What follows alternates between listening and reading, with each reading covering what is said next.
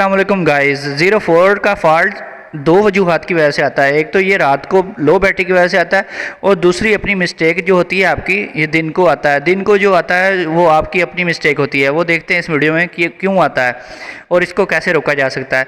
यहाँ पे आप स्क्रीन के ऊपर देख सकते हैं कि 21.8 वोल्ट के ऊपर बैटरी है और 04 का फॉल्ट आ चुका है। और यहाँ पे जो बैटरी का आइकॉन है वो भी ब्लिंकिंग कर रहा है, और नीचे को एरो है और लो बैटरी लिखा हुआ है, यानी कि बैटरी हमारी लो है। और बैटरी का जो यहाँ पे आप देख सकते हैं आउटपुट, यहाँ पे मैंने चेक की 1.68 kVA और 1.67 किलोवाट, यानी इसका पावर फैक्टर 1 है, और 53 एम्पेयर से बैटरी डिस्चार्ज हो रही है। और यहाँ पे पीवी हमारी 48 वोल्ट और 31 एम्पेयर के ऊपर पीवी हमारी प्रोवाइड कर रही है पावर।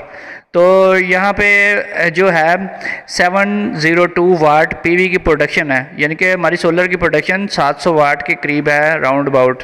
तो ये 700 वाट की सोलर की प्रोडक्शन है। दिन का टाइम है 1 बजे का, लेकिन फिर भी 04 का फॉल्ट क्यों आता है वो आपकी अपनी मिस्टेक है। उसकी वजह ये है कि आपकी सोलर प्रोडक्शन तो 702 वाट है, जबकि आपने लोड इसके ऊपर डाला हुआ है 1.68 किलोवाट, यानी कि 1680 वाट के करीब लोड डाला हुआ है।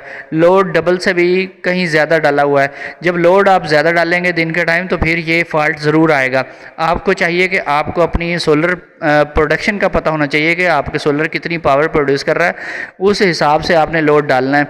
अगर ज़्यादा लोड डालेंगे तो बैटरीज चार्ज नहीं होंगी, और इस तरह से बैटरी सारा दिन खाली रहेगी, और शाम के टाइम भी बैटरी आपको खाली ही मिलेगी, और दिन को भी बार बार आपका सिस्टम शट डाउन होता रहेगा।